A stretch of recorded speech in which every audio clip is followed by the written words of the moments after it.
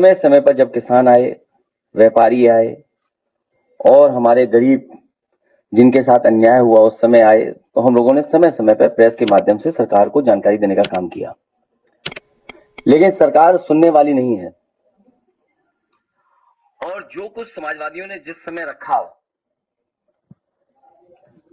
सरकार ने कोई कार्रवाई उस पर नहीं की और उसका परिणाम यह है कि अधिकारी और भारतीय जनता पार्टी के लोग मिलकर के लूट में लग गए हैं और जहां लूट होगी वहां विकास नहीं होगा, जहां लूट होगी वहां विकास नहीं होगा। और हम अपनी पार्टी के नेताओं का धन्यवाद देते हैं कि अयोध्या का काला चिट्ठा लूट का जो उन्होंने आज बताया है और जानकारी दी है, ये केवल अयोध्या का नहीं है। अगर अयोध्या जैसी पावन धरती पर ये भारतीय जनता पार्टी के लूट कर सकते हैं, तो आप सोचिए उत्तर प्रदेश में और जिलों में कितनी लूट हो रही होगी।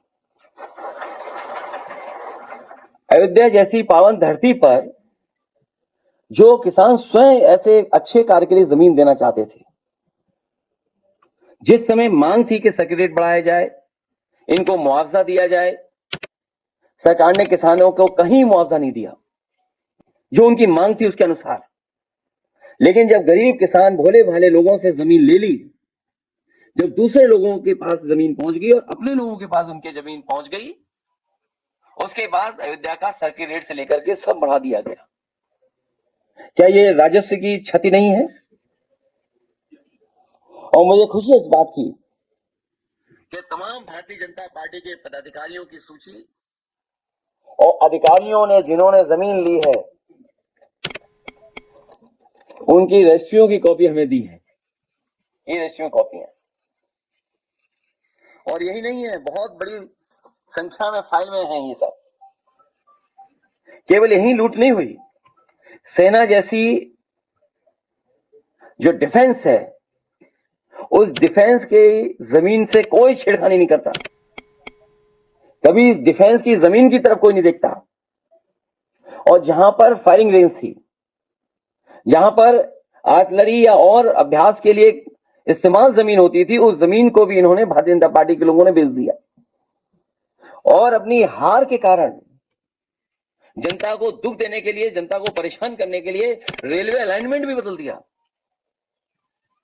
जो अलाइनमेंट पहले था उसमें किसी गरीब की ज्यादा जमीन नहीं जा रही थी, किसी का कारोबार नहीं खत्म हो रहा था।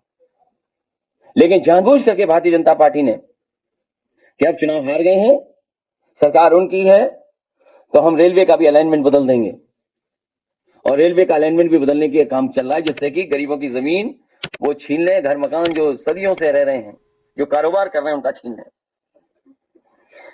तो ये तो अयोध्या केवल एक जिला है, इसी तरह पूरे प्रदेश में हर जिले में भारतीय जनता पार्टी लूट मचा रही है। तो क्या है जीरो टॉलरेंस उनका करप्शन के लिए? जिन्होंने नारा दिया कि हमारा जीरो टॉलरेंस है करप्शन के लिए, क्या यही जीरो टॉलरेंस है इनकी कि अपने लोगों को और माला माल बना दें? क्योंकि भोली वाली जनता को यह नहीं आभास था कि इस जमीन की कीमत कल क्या होगी, लेकिन अधिकारी और बीजेपी के लोगों को पता था कि कल इसकी कीमत क्या होगी। ये सबसे ज्यादा बड़ी लूट अगर कहीं हुई है तो अयोध्या में भारतीय जनता पार्टी और अधिकारियों ने मिलकर के लूट की है। हम अपने गरीबों को जो आए आज हैं, इनको कहना चाहते हैं कि समाजवादी आपके साथ हैं और जितने भी विकास कार्य हो रहे हैं उसके विकास के खिलाफ नहीं है। अयोध्या वर्ल्ड क्लास सिटी बने, के पास अयोध्या के आसपास वर्ल्ड क्लास इंफ्रास्ट्रक्चर हो, हालांकि उसके लिए दिमाग चाहिए होता है। अगर वर्ल्ड क्लास इंफ्रास्ट्रक्चर और वर्ल्ड क्लास सिटी बनाने के लिए हम अपने अयोध्या वासियों को भरोसा दिलाते हैं कि 2 साल के बाद जब सरकार समाजवादियों की आएगी, अयोध्या को वर्ल्ड क्लास सिटी और किसी भी हमारे गरीब किसान उसका नुकसान नहीं होने दिया जाएगा, उनकी ज्यादा से ज्यादा भरपाई की जाएगी। और अगर सर्किल रेट भी हमें बढ़ा करके अगर अयोध्या वासियों को मुआवजा देना पड़ा तो सर्किल रेट बढ़ा करके उनको मुआवजा देकर के उनके घर परिवार में भी खुशहाली लाने का काम करेंगे। चाहे ओवरब्रिज हो या जो प्राइवेट बिल्डर्स को जमीन दी जा रही है, महर्षि योगी जी के नाम पर जो ट्रस्ट था उसमें भी कुछ अधिकारी लोग घुस गए, पता लगा है, केवल इसलिए कि उन्हें पता है कि उसकी कीमत कल क्या होगी। तो एक तरफ तो जहां ये लूट मची उत्तर प्रदेश में, वहीं अन्याय की सब सीमा टूट गई है। अभी हमें सुल्तानपुर के परिवार के सदस्य मिले जिनके बेटा इंजीनियर। कोई कल्पना कर सकता है आज के समय पर कि मुंह पर टेप लगा दिया जाए, हाथ पैर बांध दिए जाए और पीट पीट करके उसकी जान ले ली जाए? क्या ये सुल्तानपुर की पहली घटना थी? इससे पहले भी इसी तरह की घटना हुई थी। अगर आपको याद हो कि भारतीय जनता पार्टी से संबंधित रखने वाले ने एक हत्या की थी वहीं पर सुल्तानपुर में। और अभी जो झूठी कहानी पढ़ी जा रही है एनकाउंटर को लेकर के, कोई ऐसा व्यक्ति नहीं है जो न जानता हो कि भारतीय जनता पार्टी की सरकार में झूठे एनकाउंटर हो रहे हैं, हत्या की जा रही है। जो मंगेश यादव की हत्या हुई है, गांव से लेकर के आसपास के लोग जानते हैं कि पुलिस रात में आई थी, उठा ले गई, पुलिस उठा करके लेके गई एसटीएफ। और सोचिए आप कैसी कहानी गढ़ी गई कि उसके पास नया बैग था, अमेरिकन टूरिस्ट बैग बताया गया, और जब बैग खोला गया तो उसमें भी कपड़े नए मिले शोरूम से खरीदे हुए। और जो मोटरसाइकिल मिली, सुनने में आ रहा है कि जो मोटरसाइकिल जिसकी चोरी हुई थी कई दिनों बाद एफआईआर लिखी गई। और उसके घर परिवार के लोगों के मां का इनको दर्द समझ में नहीं आ रहा, बहन के आंसू नहीं समझ में आ रहे हैं। और सोचिए कैसा दिमाग इनका, सरकार ने कैसी होशियारी दिखाई कि चप्पल में एनकाउंटर कर दिया। बताइए कैसा दिमाग है इन लोगों का, क्या होशियारी दिखाई। कौन नई तस्वीर देख करके बता सकता है कि यह झूठा एनकाउंटर हुआ था? और यह पहला झूठा एनकाउंटर नहीं है यूपी का, तमाम एनकाउंटरों पे उंगली उठी है। जिस समय पहला एनकाउंटर नोएडा में जिम इंस्पेक्टर को हुआ था, उस समय भी हम लोगों ने कहा था कि पुलिस वालों ने लूटने के लिए, दबाव बनाने के लिए हत्या का प्रयास किया है, और उस समय भी कार्रवाई नहीं हुई है। अभी तक जितनी भी हत्याएं हुई हैं या एनकाउंटर हुए हैं, सबसे ज्यादा पीड़ित परिवार के लोगों की हत्या की सरकार ने। हम लोग न्याय दिलाने के लिए सदन से लेकर के और संघर्ष के बीच में भी जाना पड़ेगा, तो समाजवादी लोग पीछे नहीं रह सकते। और भाजपा ने तो इतने एनकाउंटर किए उत्तर प्रदेश को फर्जी एनकाउंटर की राजधानी बना दी इन्होंने, फर्जी एनकाउंटर की राजधानी बनकर के। और फिर नकारात्मक दिल वाले, और दिमाग विनाश कर सकता है, विकास नहीं कर सकता। जिसकी सोच नकारात्मक हो और जिसका दिल और दिमाग नकारात्मक हो, वो विनाश ही कर सकता है, विकास नहीं कर सकता। और फिर जो हार्टलेस है उससे उम्मीद भी क्या करनी है? जो हार्टलेस है उससे उम्मीद क्या करें हम लोग? हालांकि वो वीडियो नहीं चलाना मैं चाहता हूं जो जिसमें भाषा क्या इस्तेमाल की गई है। अगर आप कहेंगे तो मैं वो भी चलवा दूंगा, हालांकि वो उचित नहीं है, अनपार्लियामेंट्री वर्ड्स हैं उसमें।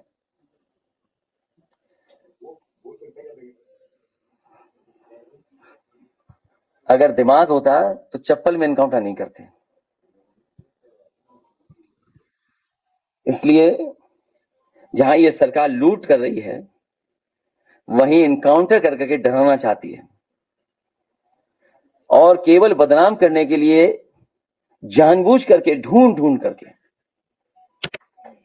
कि कौन है, किसको एनकाउंटर किया जाए, वो भी अधिकारी बैठ करके रणनीति बनाते हैं। सोचो जो रात भर बैठ करके रणनीति बनाएंगे, उनसे क्या उम्मीद करोगे न्याय की? आप रणनीति इसी बात की बनाते हो कि हत्या करनी है, वो हत्या में ना पकड़े जाएं, तो उनसे उम्मीद क्या करोगे आप? केवल फेक एनकाउंटर नहीं, बल्कि संविधान ने जो अधिकार दिए हैं, उन अधिकारों को ये सरकार छीन रही है। 69,000 वाले बच्चे कितना आंदोलन करना, सोचिए, कोई कल्पना कर सकता है? लेकिन ऐसी साजिश, षड्यंत्र कि दोनों को बढ़ा दो, आप दोनों को बढ़ा दो। इसलिए भाजपा किसी की सगी नहीं है, न इनकी न उनकी। भाजपा किसी की सगी नहीं हो सकती, केवल उन्हें अपना स्वार्थ सिद्ध होना चाहिए। इसलिए जहां लूट की गई है उसके कागज आए हैं, मैं तो लीड ऑपोजिशन से दोनों सदनों में कहूंगा कि बाकायदा पूरी सूची सदन में दी जाएगी और समय आने पर कि हम लोग कैसे आगे बढ़ें उस पर भी हम लोग काम करेंगे, क्योंकि अभी कुछ नाम आए हैं तस्वीरों के साथ, अभी बहुत सारे नाम आना बाकी हैं जिसमें बहुत जिम्मेदार अधिकारी भी हैं और भारतीय जनता पार्टी के बड़े बड़े नेता और पदाधिकारी भी हैं।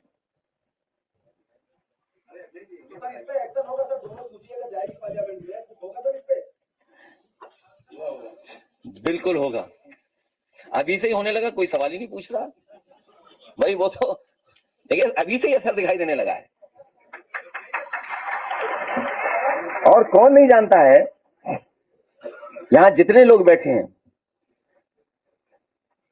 मार्केट वैल्यू क्या है, सर्किट रेट कब बढ़ाया गया, ये तो कम से कम आपको भी पूछना चाहिए कि जब गरीब से जमीन ली जा रही थी उस समय सर्किट रेट क्यों नहीं बढ़ाया गया। कम से कम गरीब के घर में 2 पैसे ज्यादा आ जाते, लेकिन आप कारोबार करवाना चाहते थे, अपने लोगों को लाभ पहुंचाना चाहते थे। अखिलेश जी, आज की जो जिस तरीके से सीटें आई है और पीडीए के लोगों का जो जिस तरीके से यहाँ पे शोषण हो रहा है, अभी आप देखिए बारी वाले मामले में जिस तरीके से योगी जी ने कहा था विधानसभा में सिर्फ 2 लोगों को हाईलाइट किया जाता है पीडीए के और बाकी लोगों के नाम छुपा दिए जाते हैं। ऐसे में आप इस तरह काउंटर करेंगे इन सब बातों को लेकर? नहीं, इससे भी महत्वपूर्ण ये है कि जो रजिस्ट्रियों की हमें कॉपी दी गई है इसमें सबकी फोटो लगी हुई है, उनके परिवार के लोगों के रिश्तेदारों की भी फोटो है, तब मुख्यमंत्री जी कोई दूसरी सूची नहीं पढ़ पाएंगे।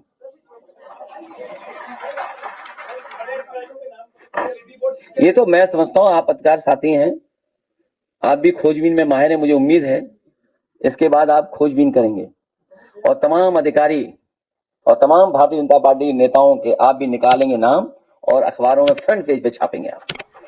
कम से कम हमारे कैमरामैन तो अच्छे हैं, जो हम बोलते हैं वही चल जाता है, लेकिन लिखने वाले थोड़ा बहुत कंजूसी करते हैं।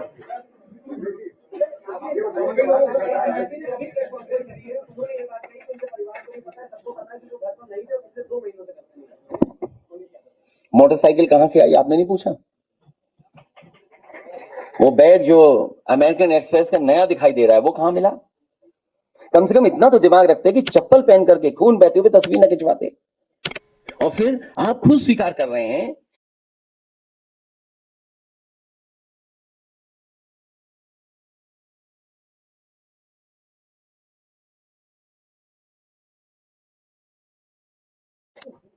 कोई एसटीएफ से सवाल पूछ लेगा, ये स्पेशल टास्क फोर्स है, कुछ लोगों ने फुल फॉर्म कुछ और भी बनाया है, क्या आप सवाल पूछ लोगे? नहीं पूछ पाओगे। अगर ये सवाल ये मुख्यमंत्री ने कहा है कि सपा और अखिलेश यादव अपराधियों में भी जादू पीडीए ढूंढ रहे हैं, क्या कहेंगे अभी ताजा बयान में? मठाधीश और माफिया में कोई ज्यादा फर्क नहीं होता।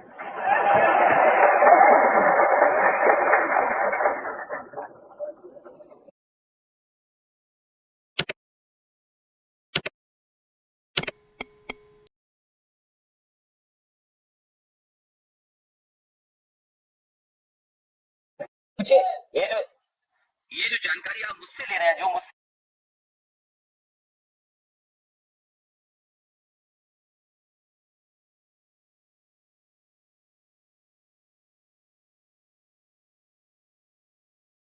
नहीं हुआ, और जो 42 अन्य दिखा रहे हैं आप, अगर आंकड़ा और डाटा ठीक है तो सबसे ज्यादा फेक एनकाउंटर अगर किसी के हुए हैं तो पीडीए के परिवार के लोगों के ही हुए। ये तो सरकार खुद दे रही दिखा रही है, ये कोई मेरे आंकड़े नहीं है। और फिर जो सवाल हमसे पूछ रहे हैं, क्या कोई कॉन्स्टिट्यूशनल बॉडी का या कोई चीफ मिनिस्टर 16 नामों की सूची गई हो, केवल 2 नाम पढ़े गए हो जो मौके में नहीं थे, सीसीटीवी कैमरे में नहीं थे, वो क्यों? ये वो लोग हैं जो हारे हुए लोग हैं, और कई बार जो खुद होते हैं, जो खुद हैं वो जो जातिवादी,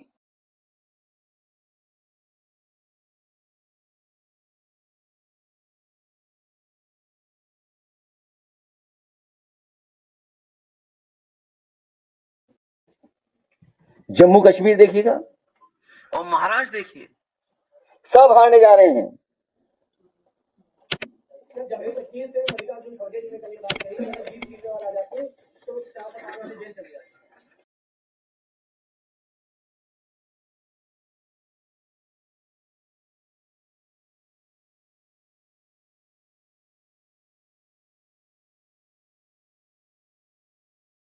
क्या गठबंधन और पीडीए रणनीति को दिलाई।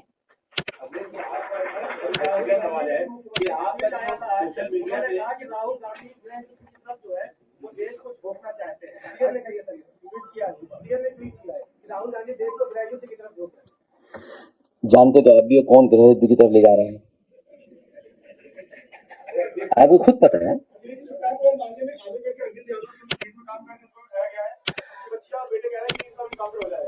देखिए भारतीय जनता पार्टी और खासकर जो एसटीएफ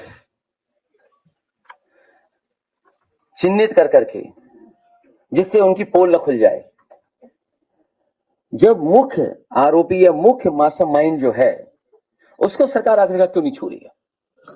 वो तो सीसीटीवी विजिबल है, अगर आप सीसीटीवी देखें तो जो लोग लूट रहे हैं वो तो विजिबल है, तो अगर मास्टरमाइंड का क्यों नहीं कर रहे हैं आखिरकार।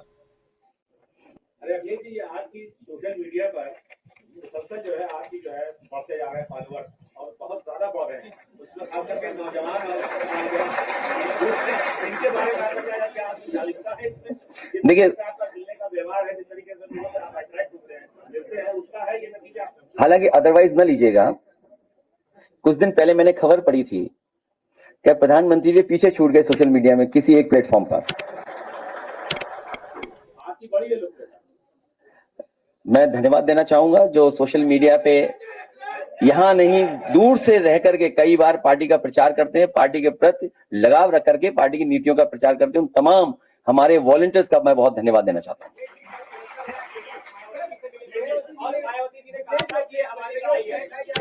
कम से कम ये तो जरूर ढूंढना जो रजिस्ट्रियां हमने दिखाई हैं, या बताया नहीं केवल दिखाया आपको, इसमें पीडीए का कोई है भी कि नहीं है।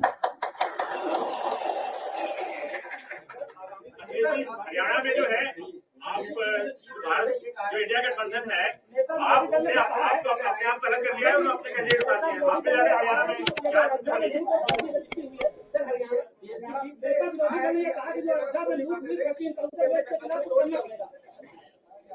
समय पर होगा सब।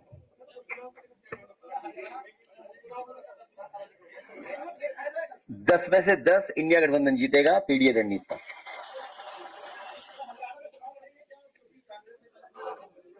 मैंने अपने पार्टी की तरफ से भी कहा है कि सवाल सीट का नहीं, सवाल जीत का है। उसी के तहत हम लोग अपनी पार्टी को आगे बढ़ा रहे हैं और काम कर रहे हैं।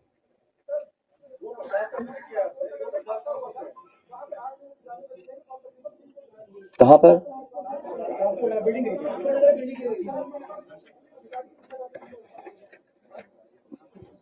अधिकारी जब दूसरे कामों में लगे रहेंगे तो क्या जिम्मेदारी निभाएंगे। उन्हें तो केवल परेशान करना है। जो अथॉरिटीज है उनकी जिम्मेदारी है कि समय समय पर देखें कौन सी बिल्डिंग जर्जर है, वो आखिरकार अथॉरिटीज क्या कर रही हैं और जिसके कारण जान जा रही है।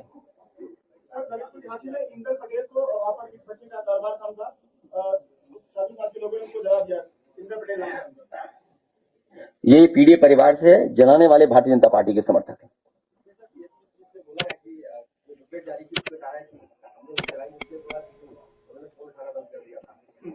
उन्होंने भी लगाया था जो नए आपके सहयोगी थे वो अपना दल।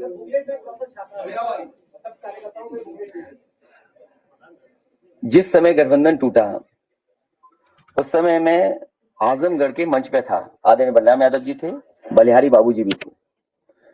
दोनों सपा बसपा का जो लीडरशिप थी सब उस मंच पर मौजूद थी। किसी को नहीं पता था कि गठबंधन टूटने जा रहा है, किसी को नहीं पता था। मैंने खुद फोन मिलाया था ये पूछने के लिए कि आखिरकार ये गठबंधन क्यों तोड़ा जा रहा है, और जो सामने प्रेस मुझे मंच के नीचे मिलेगी उसको मैं जवाब क्या दूंगा। तो कभी कभी लोग अपनी बात को छिपाने के लिए भी इस तरह की बातें रखी जाती हैं। जिस प्रकार से आप आरोप लगा रहे हैं कि इस सरकार में कानून व्यवस्था गड़बड़ा गई है और पीडीए लोगों को मारा जा रहा है, क्या इस मुख्यमंत्री का इकबाल खत्म हो चुका है? कोई हनक अब नहीं रह गई क्या सरकार की? ये मुझसे क्यों पूछ रहे हो, तुम खुद जानते हो ये बात। नहीं, जब ये सवाल आपके मन में आया तो इसका मतलब आप खुद जानते हो कि मुख्यमंत्री का सब कुछ खत्म हो गया, वो गुस्से में घूम रहे हैं। अच्छा, अगर कुछ अच्छा किया होता तो यूपी जीतते, और उन्हीं की नाकामी से देखिएगा हरियाणा हार रहे हैं, उसके बाद जम्मू कश्मीर, महाराष्ट्र भी हारेंगे। इलेक्शन की तैयारी तो बड़ी तगड़ी कर ली है, हर जगह प्रोजेक्ट क्या तगड़ी की है? बीएलओ हटा दो, ये कोई तैयारी है?